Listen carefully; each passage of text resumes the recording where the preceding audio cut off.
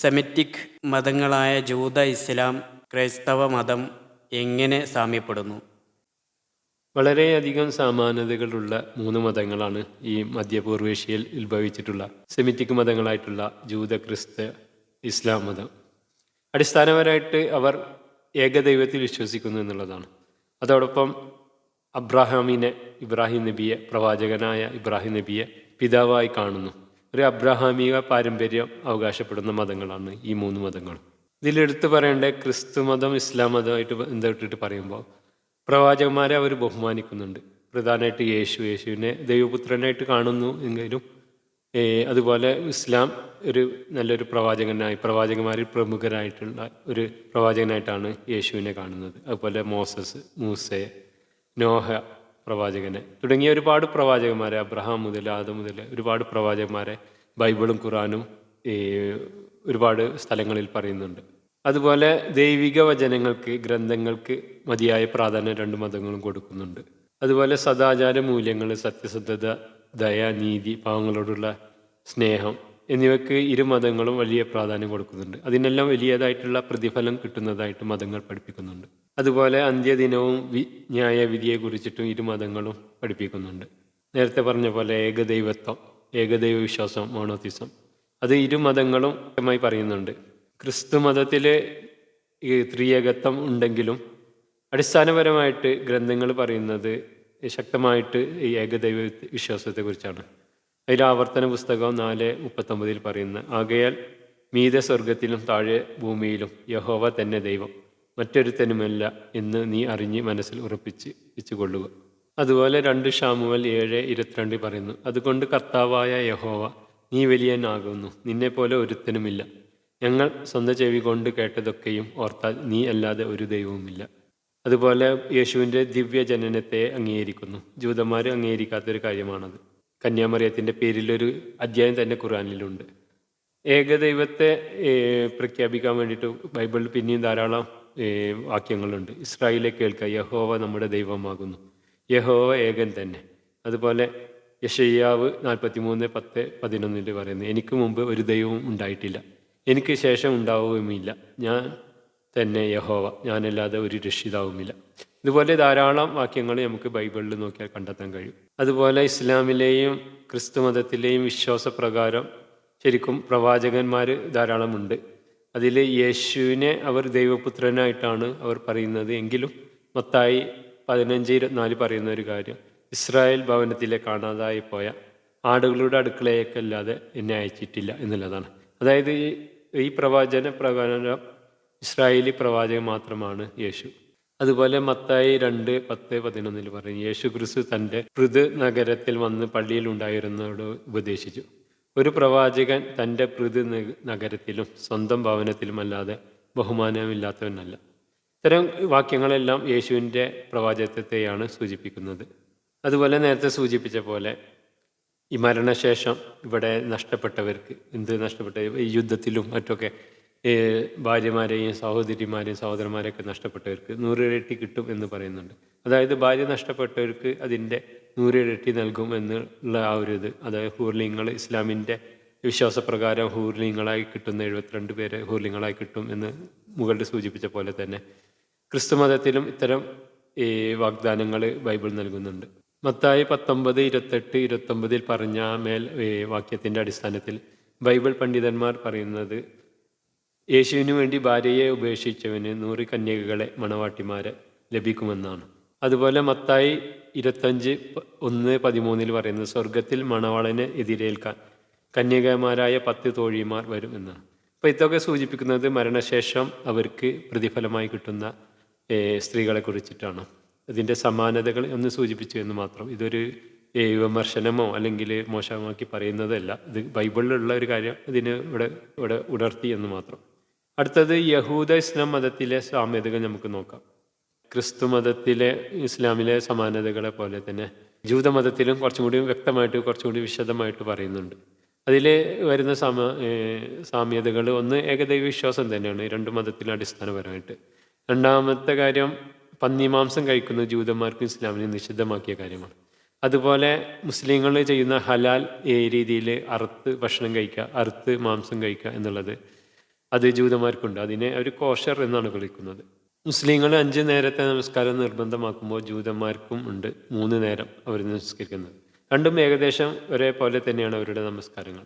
അതുപോലെ തന്നെ സാബത്ത് ദിവസങ്ങൾ 5 നേരത്തെ നമസ്കാരമുണ്ട്, അവർക്ക് പ്രാർത്ഥന ഉണ്ട്. അതുപോലെ പ്രാർത്ഥനയ്ക്ക് മുമ്പ് മുഖം, കൈ, കാല് കഴുകൽ ഇവ 2 മതത്തിലും നിഷ്കർഷിക്കുന്നുണ്ട്. തലയിൽ 4 ഭാഗം മറക്കുന്നത് ഇസ്ലാമിനെ സംബന്ധിച്ചിടത്തോളം സുന്നത്താണ്. ജൂതനെ സംബന്ധിച്ചിടത്തോളം അത് നിർബന്ധമായിട്ടുള്ള കാര്യമാണ്. അതുപോലെ ജൂതന്മാരും മുസ്ലിങ്ങളും പരസ്പരം കാണുമ്പോൾ മുസ്ലിങ്ങൾ അസ്സലാമു അലൈക്കും എന്ന് പറയുന്ന പോലെ ജൂതന്മാർ പരസ്പരം കാണുമ്പോൾ ഷാലോം അലൈഹി എന്ന് പറയുന്നു. രണ്ടും ഒരേപോലത്തെ വേർഡുകളാണ്. രണ്ടും അർത്ഥം വെക്കുന്നത് ഒന്ന് തന്നെയാണ്. അതിന് മറുപടിയായിട്ട് ജൂതന്മാർ പറയുന്നത് മാലിഹിം സലാം എന്നാണ്, മുസ്ലിങ്ങൾ പറയുന്നത് വാലിക്കും സലാം എന്നാണ്. അപ്പോൾ അതൊക്കെ വളരെ സാമ്യതകളുണ്ട് ഈ 2 മതത്തിലും.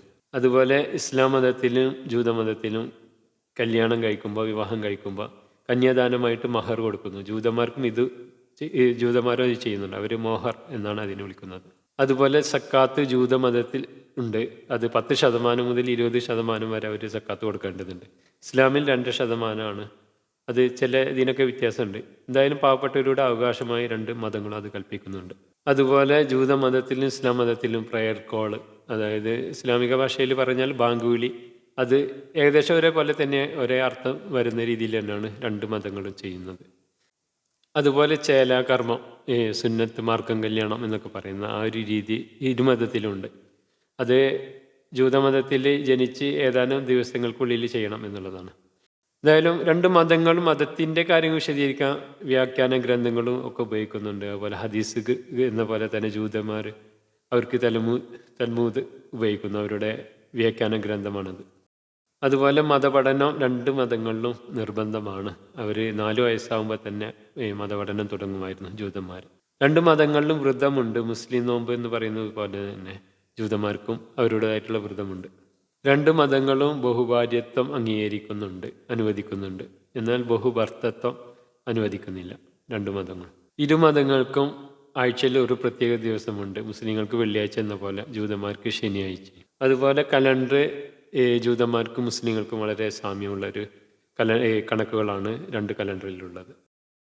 എത്രയൊക്കെ സാമ്യതകൾ ഉണ്ടായിട്ടും എന്തുകൊണ്ട് വ്യത്യസ്തമായ മതങ്ങൾ ഉണ്ടായി, ആചാരങ്ങൾ ഉണ്ടായി?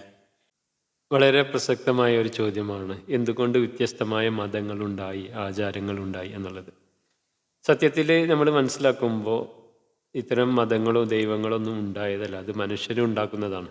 അതുകൊണ്ടാണ് മനുഷ്യർക്കിടയിൽ പഴയവ കൂടാതെ പുതിയ പുതിയ ദൈവങ്ങൾ ഉണ്ടാകുന്നത്. ഉദാഹരണത്തിന് ദൈവമില്ലെന്ന് പറഞ്ഞു നടന്ന നിരീശ്വരവാദിയായിരുന്ന രാമസ്വാമി നായ്ക്കരുടെ പേരിലും അതുപോലെ സിനിമാ നടി ഖുഷ്ബുവിൻ്റെ പേരിലൊക്കെ നമ്മുടെ നാട്ടിൽ ക്ഷേത്രങ്ങളുണ്ട്. അതുപോലെ കാട്ടുകള്ളനായിരുന്ന വീരപ്പൻ്റെ പേരിൽ വരെ ആരാധനാലയങ്ങൾ വന്നിട്ടുണ്ട്. ഇതൊക്കെ സൂചിപ്പിക്കുന്നത് പണ്ട് കാലത്ത് ഇതേപോലെ രൂപപ്പെട്ടിട്ടുള്ളതാണ് പല മതങ്ങളും അല്ലെങ്കിൽ പല ദൈവങ്ങളും എന്നുള്ളതാണ് നമുക്ക് മനസ്സിലാക്കുന്ന കാര്യം. അടിസ്ഥാനപരമായിട്ട് ഒരു ദൈവമുള്ളോ എന്നാണ് വേദഗ്രന്ഥങ്ങൾ പറയുന്നത്. ഗാന്ധിജിയുടെ അഭിപ്രായം എങ്ങനെയാണ്? അദ്ദേഹം പറയുന്നത് ഹിന്ദുക്കൾ അനേക ദൈവങ്ങളിൽ വിശ്വസിക്കുന്നു എന്ന വിശദീകരണത്തെ ഞാൻ എതിർക്കുന്നു. അനേകം ദേവതകളെക്കുറിച്ച് അവർ പറയുന്നുവെങ്കിലും ഒരൊറ്റ ദൈവത്തെക്കുറിച്ച് മാത്രമേ യഥാർത്ഥത്തിൽ അവർ പറയുന്നുള്ളൂ. ദേവതകളുടെ ദൈവമായ ഏകനെയാണ് അവൻ ഈശ്വരനായി ഗണിക്കുന്നത്. ദേവ എന്ന പദത്തിന് തെറ്റായി ഗോഡ് എന്ന പദം കൊടുത്തതാണ് അപകടകരമായിട്ട് സംഭവിച്ചത്. Mahatma Gandhi all religions are true, page 25. പ്രകാശിക്കുക, തിളങ്ങുക എന്നൊക്കെ അർത്ഥം വരുന്ന ദിവ് എന്ന പദത്തിൽ നിന്നാണ് ദേവ എന്ന പദമുണ്ടായിട്ടുള്ളത്. ഖുറാനിൻ്റെ അധ്യാപനം അനുസരിച്ച് മലക്കുകൾ, അതായത് മാലാഖന്മാർ, പ്രകാശത്തിൽ സൃഷ്ടിക്കപ്പെട്ടവരാണ്. അതിനാൽ വേദങ്ങൾ പറയുന്ന ദേവന്മാർ ഖുറാൻ പറയുന്ന മലക്കുകളാണെന്ന് പണ്ഡിതന്മാർ അഭിപ്രായപ്പെട്ടിട്ടുണ്ട്. അതുപോലെ ദൈവത്തിൻ്റെ വിശേഷണങ്ങൾ, അതായത് സൃഷ്ടി, സ്ഥിതി, സംഹാരം എന്നിവയെ മൂർത്തിവൽക്കരിച്ചുകൊണ്ടും വിവിധ ദൈവങ്ങളുണ്ടായതായിട്ട് നമ്മുടെ ഗ്രന്ഥങ്ങളിൽ കാണാൻ കഴിയും. മുകളിൽ സൂചിപ്പിച്ച പോലെ തന്നെ രാമനും കൃഷ്ണനും അതുപോലെ ബുദ്ധനുമൊക്കെ ഇന്ത്യയിൽ വന്ന പ്രവാചകന്മാരായിട്ട് പറയാനുള്ള അതിനുള്ള സാധ്യത തള്ളിക്കളയാനാവില്ല എന്നാണ് നമ്മൾ മനസ്സിലാക്കുന്നത്. ഇതിനിടയിൽ പറയുന്ന മറ്റൊരു കാര്യം, മുഹമ്മദ് നബിയെ മറ്റു വിഭാഗങ്ങളിൽ അറിയില്ലാത്ത മറ്റ് ആളുകൾ മോശമായിട്ട് പറയുമ്പോൾ, അധിക്ഷേപിക്കുമ്പോൾ മുസ്ലിങ്ങൾ ഒരിക്കലും മറ്റു മതക്കാരെ തിരിച്ച് പറയുന്നില്ല. അതിന് 2 കാര്യങ്ങളുണ്ട്. ഒന്ന്, അടിസ്ഥാനപരമായിട്ട് ഇസ്ലാം വിലക്കിയിട്ടുള്ള ഒരു കാര്യമാണ് മറ്റ് വിശ്വാസക്കാരുടെ ആരാധന വിഗ്രഹങ്ങളെ ഒരിക്കലും മോശമാക്കി പറയരുത് എന്നുള്ളത്. പിന്നെ രണ്ടാമത്തെ കാര്യം, ഇവിടെ വന്നിട്ടുള്ള പ്രവാചകന്മാർ, ഈ പുണ്യപുരുഷന്മാർ ഒരുപക്ഷെ അള്ളാഹുവിൻ്റെ അല്ലെങ്കിൽ ദൈവത്തിൻ്റെ പ്രവാചകന്മാരായിട്ട് ഭൂമിയിൽ അവതരിച്ചവരായിരിക്കാം. ഇതുകൊണ്ടും മറ്റുള്ളവരെ ആക്ഷേപിക്കുക എന്നുള്ളത് ഇസ്ലാമിലേക്കിട്ടുള്ളൊരു കാര്യമാണ്. ചുരുക്കത്തിൽ നമുക്ക് മനസ്സിലാകുന്ന കാര്യം, ഈ ദൈവത്തിൽ നിന്നുള്ള സന്മാർഗ സന്ദേശങ്ങൾ ജനങ്ങളിലെത്തിക്കാൻ വേണ്ടി ഇറങ്ങപ്പെട്ടുള്ള പ്രവാചകന്മാർ, അത് ഏകദേശം 1400 വർഷങ്ങൾക്ക് മുമ്പാണ് മുഹമ്മദ് നബി അവതരിച്ചത്. അതിനും ഏതാണ്ട് 600 വർഷങ്ങൾക്ക് മുമ്പാണ് യേശു ക്രിസ്തു ഈസാ നബി നിയോഗിക്കപ്പെട്ടത്. അതിനു മുമ്പ് മോശ പ്രവാചകനും അബ്രഹാം പ്രവാചകൻ്റെ കാലഘട്ടം പറയുന്നത് ഏകദേശം 5000 വർഷമാണ്. അപ്പോൾ അത്തരമൊക്കെ കാലഘട്ടങ്ങളിൽ പല പ്രവാചകന്മാർ വന്ന് അതിന് ശേഷം അവരെ തന്നെ ആരാധിക്കുന്ന രീതിയൊക്കെ ഉണ്ടായതുകൊണ്ടാണ് വിവിധ മതങ്ങൾ രൂപപ്പെട്ടിട്ടുള്ളത്. മതത്തിൻ്റെ അന്തസാരം മനസ്സിലാക്കിയാൽ മതങ്ങൾക്കിടയിലെ ഭിന്നിപ്പുകൾ മാറി മാനവ ഐക്യം പുലരില്ലേ? തീർച്ചയായിട്ടും മതത്തിൻ്റെ അന്തസാരം മനസ്സിലാക്കിയാൽ മതങ്ങൾക്കിടയിലെ ഭിന്നതകൾ മാറി മാനവ ഐക്യം പുലരും. തീർച്ചയായിട്ടും വൈവിധ്യങ്ങളുടെ ഭൂമികയാണ് ഈ ലോകം. വംശം, വർണ്ണം, ലിംഗം, ഭാഷ, സംസ്കാരം, മതം എന്നിങ്ങനെ ഒട്ടനവധി തലത്തിലൂടെ ഈ വൈവിധ്യങ്ങൾ നമുക്ക് ദൃശ്യമാണ്. മതവിശ്വാസത്തിലുള്ള വൈവിധ്യം ഒരിക്കലും പുതുതായിട്ടുണ്ടായ ഒരു നൂതന പ്രതിഭാസമൊന്നുമല്ല. അത് കാലങ്ങളായിട്ട് അനുവർത്തിച്ചിട്ടുള്ള, അതായത് മനുഷ്യന് ഈശ്വര ആരാധന തുടങ്ങിയ നാൾ മുതൽ അവരവരുടെ വിശ്വാസങ്ങൾ വ്യതിരിക്തത ഉണ്ടായിരുന്നു എന്നുള്ളതാണ് നമുക്ക് ചരിത്രത്തിൽ നിന്ന് മനസ്സിലാവുന്ന കാര്യം. അതുകൊണ്ട് തന്നെ വിവിധങ്ങളായ മതങ്ങൾ അവയുടെ വൈവിധ്യം നിറഞ്ഞ സാംസ്കാരിക സാമൂഹിക സാഹചര്യങ്ങൾ ബാഹ്യമായിട്ട് നോക്കിക്കാണുമ്പോൾ ഭിന്നമായി തോന്നാമെങ്കിലും അവരുടെയൊക്കെ അന്തസത്ത ഏകമാണെന്നാണ്. നമ്മുടെ നാടിൻ്റെ പൈതൃകമായിട്ടുള്ള നാനാത്വത്തിൽ ഏകത്വം എന്ന തത്വത്തിൻ്റെ കാതൽ തന്നെ അത് തന്നെയാണ്. ഉപനിഷത്തിൽ ഇങ്ങനെ കാണാം: ഗവം അനേക വർണ്ണന ക്ഷീരം സ്വാഭി ഏകവർണ്ണത. പശുക്കൾ പല നിറത്തിലുണ്ടെങ്കിലും അവ തരുന്ന പാലിനെല്ലാം ഒരേ നിറം എന്ന ഉപനിഷത്ത് സൂക്തം വളരെ പ്രസക്തമാണ്. അതായത് ഓരോ മതത്തിനും അവയുടേതായിട്ടുള്ള ആരാധന രീതികളും ദർശനശാസ്ത്രങ്ങളും അനുഷ്ഠാനക്രമങ്ങളും ഉണ്ടായാലും അവ തമ്മിൽ പ്രത്യക്ഷ വൈരുദ്ധ്യങ്ങൾ അനുഭവപ്പെടാമെങ്കിലും എല്ലാറ്റിൻ്റെയും ആരംഭം ഈശ്വര ചൈതന്യമാണ് എന്നാണ് വേദഭാഷ്യം. പുരാതന ഇന്ത്യ മുതൽ യുഗങ്ങളായി നാം കൈമാറി വരുന്ന മഹത്തായ പൈതൃകമാണ് മതപരമായിട്ടുള്ള വൈവിധ്യം എന്നുള്ളത്. വ്യത്യസ്തകളുടെ സഹജീവനം സാധ്യമായത് അത് കേവലം സൈദ്ധാന്തികം മാത്രമല്ല, അത് തീർത്തും പ്രായോഗികമായിരുന്നു. അങ്ങനെ തന്നെയാണ് ഇന്ത്യക്കാർ നമ്മളിവിടെ ജീവിച്ചത്. ധാരാളം മതങ്ങളുടെ ഒരു കേദാരം തന്നെയാണ് ഇന്ത്യ എന്നുള്ള മഹാരാജ്യം.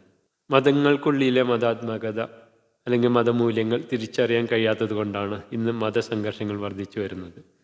എല്ലാ മതങ്ങളിലും അറിഞ്ഞിരിക്കുന്ന സത്യത്തിൻ്റെ രശ്മികളെ കണ്ടെത്താനും സാംശീകരിക്കാനുള്ള ശ്രമങ്ങളാണ് യഥാർത്ഥ മതത്തിൻ്റെ കാതൽ. ചരിത്രത്തിൻ്റെ പരിപ്രേക്ഷ്യത്തിൽ നിന്ന് വീക്ഷിക്കുമ്പോൾ ദൈവത്തിന് പല ചരിത്രങ്ങളുണ്ടാകാം, ഓരോ ചരിത്രത്തിലും പല പേരുകളുണ്ടാകാം. ടോയൻബിയുടെ കാഴ്ചപ്പാടിൽ മതങ്ങൾ തമ്മിലുള്ള വൈജാത്യങ്ങൾ ഒഴിച്ചുകൂടാനാത്തവയാണ്. എല്ലാ മതങ്ങളുടെയും ദൈവിക ചൈതന്യം ഒന്ന് തന്നെയായതിനാൽ മതങ്ങളുടെ ധർമ്മം ബാഹ്യരൂപത്തിൽ നോക്കാതെ ആത്മാവിലേക്ക് വളരാൻ വിശ്വാസികളെ സഹായിക്കുക എന്നതാണ് അഭികാമ്യം. മതമില്ലാത്ത ഒരു ലോകം കുറച്ചുകൂടി സമാധാനം നൽകുമെന്ന അഭിപ്രായം നാസ്തികർക്ക് പോലുമില്ല. മതമില്ലാതായ മനുഷ്യൻ കെട്ടിപ്പിടിക്കുമെന്നത് അന്ധവിശ്വാസമാണെന്നാണ് മൈത്രേയൻ പോലും പറഞ്ഞത്. എന്തായാലും മതങ്ങൾ നൽകുന്ന ധാർമ്മികത, നീതി, സ്നേഹം, സത്യസന്ധത, സഹിഷ്ണുത തുടങ്ങിയ ഉദാത്തമായ ആശയങ്ങളും പെരുമാറ്റ രീതികളുമാണ്. ഇവ മനുഷ്യനെ സമാധാനപരവും ഉത്തമമായ ജീവിതം നയിക്കാൻ സഹായിക്കുകയും ലോകത്തിന് സമാധാനം നൽകാൻ ഉപകരിക്കുകയും ചെയ്യുന്നു. മാനുഷിക മൂല്യങ്ങളും ലക്ഷ്യബോധവും പ്രദാനം ചെയ്യുകയും ചെയ്യുന്നു. ആയതിനാൽ എല്ലാ മതവിശ്വാസികളും അവരുടെ മതമൂല്യങ്ങളിലേക്ക് മടങ്ങുന്നതാണ് ഇന്നത്തെ സാമൂഹിക ഔന്നത്യത്തിന് കരണീയം. ഗാന്ധിജി പറഞ്ഞ പോലെ ഒരു ഹിന്ദു നല്ലൊരു ഹിന്ദു ആകുക, ഒരു മുസ്ലിം നല്ലൊരു മുസൽമാനാകുക, ഒരു ക്രിസ്ത്യാനി നല്ലൊരു ക്രിസ്ത്യാനി ആവുക. എന്നാൽ നമ്മുടെ നാട് വളരെ സന്തോഷത്തിലും സമാധാനത്തിലും പോകും. നന്ദി, നമസ്കാരം.